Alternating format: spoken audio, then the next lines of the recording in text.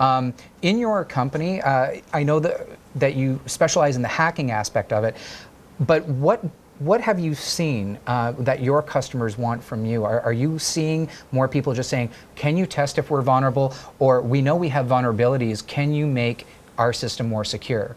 Maybe you do both. It's frequently called ethical hacking. Right. As a term applied to what we do, and it's approximately 50 to 70% of what we do. The rest is investigating a failed. Right. But when you're talking about ethical hacking, companies may know they're insecure. We're providing them with the ammunition, saying, I can prove you're insecure. Right. Now go to the board and get more money to get the security. Right. The other thing is, I'm going to prove where you're insecure. We look at the root causes. For example, you may not have a patch system. The question is, why is it not patched if it's set up to automatically patch from Microsoft? Right, right. Is there a failure in the network? Is there a misconfiguration?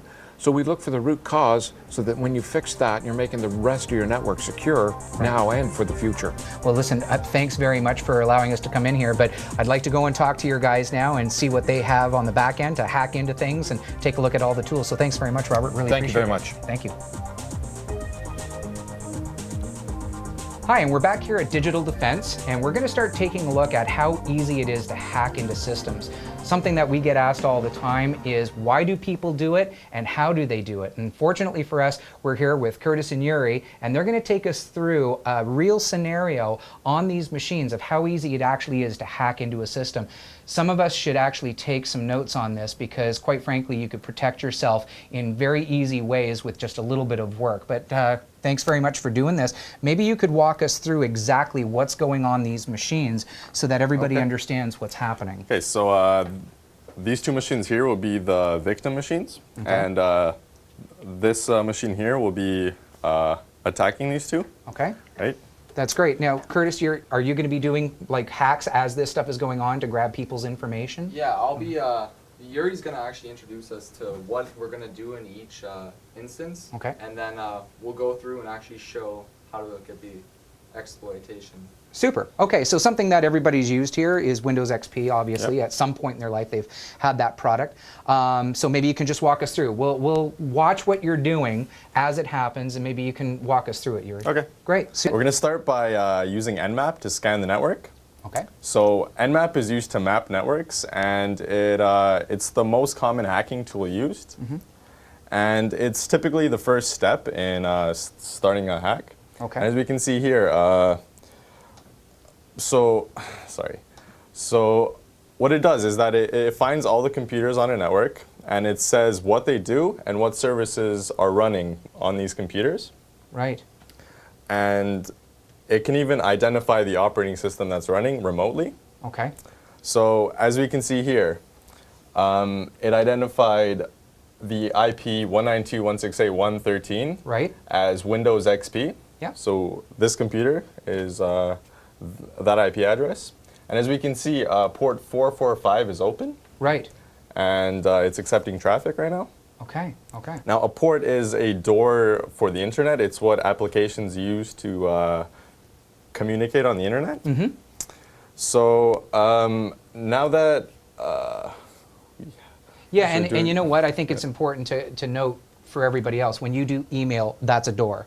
Yes. When you surfing the net, that's a door. Service, yeah. yes. So every single one of those features, even listening to audio or music on the internet, is a door. Exactly. And they're given a number. So I see where you're going with this. You're going to probe or slide through that door while it's open to get to that information. Exactly. Yeah. Okay, so we're going to be using a open source tool called MSF Console. And it's a free tool used to automate exploits. And we're going to be using a very common Windows exploit. It's very one of the more reliable exploits. Okay. Okay, so you've already started to hack in through the back door here. So what's happening on the back end? No one sees anything. There's nothing. Completely hidden. Completely undetectable on this computer. Right. So if we go back here, what we need to execute this exploit is only the IP address of this computer. Right. And we already found that using Nmap. It was 192.168.1.13. So we're going to be setting the IP address now. Okay. And once that's been done, we have everything we need to exploit. Wow. And yep, so if we just exploit it, all we have to do is type exploit after that's been given. And second now, there we go. Meterpreter session 1 opened. To prove that we actually have access to the computer, we'll go here. And could you create a file for me, Curtis? Yeah. So this is the command prompt of that computer. Right? Right. And so I'm just going to echo 1 into a file called exploit. Great. And we should Right. see that pop up on Any the other second screen. now. Look Right at there. that. It just popped up.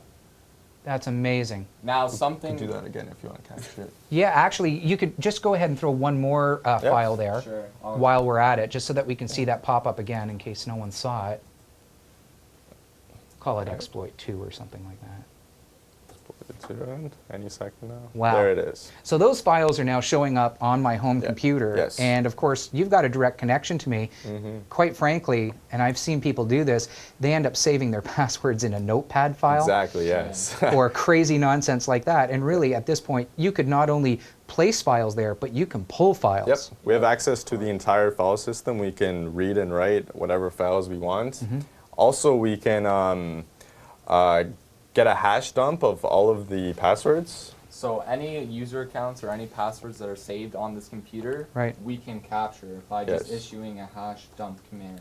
Okay. Now, And that if we look at retrieves this. all the passwords. Right. Now, So this is an encrypted file. yes, course. yes, And but yeah, I see what you're saying, but within that's 5 hackable. minutes, we could have the passwords extracted from these hashes, amazing. right? What can people do to protect themselves from being attacked so easily? Of course, the easy answer is don't click on anything that says, are you sure you want to run this if you're not sure? Yeah. But a lot of people think that they're getting things in their email, DHL, FedEx, .zip files. Oh, yeah. We see those coming in Yeah. all the time. There's quite a few things you can do. For start, you should always keep your computer updated. Get Windows updates if you can, and also it's important to not download files that you receive in emails from untrusted sources. Like Right. if you're getting a random zip file from someone you don't know, you probably should not open that. Right, Yeah. right. I think those are pretty much common sense, but it is amazing how many people do it. Facebook is just a cesspool right now for getting bad viruses. And quite often, people will say, I haven't gone anywhere that I'm not aware of, but even picture files off of Google, people take images off Google, and they don't realize those GIF files, especially animated GIFs, because it has code in it, are actually exploits, talking back to a main system. So what is the main reason that companies do this? Why do people create hacks? What is the purpose? Well,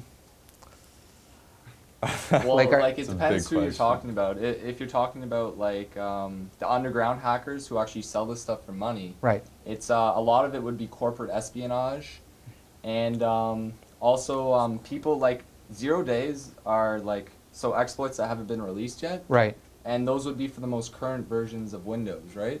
Those go for like over $100,000 on the black market. Wow, that's That's so. serious You're looking money. at serious money. It's not just about, oh, I hacked into your computers and this one. They're looking for some real monetary value here.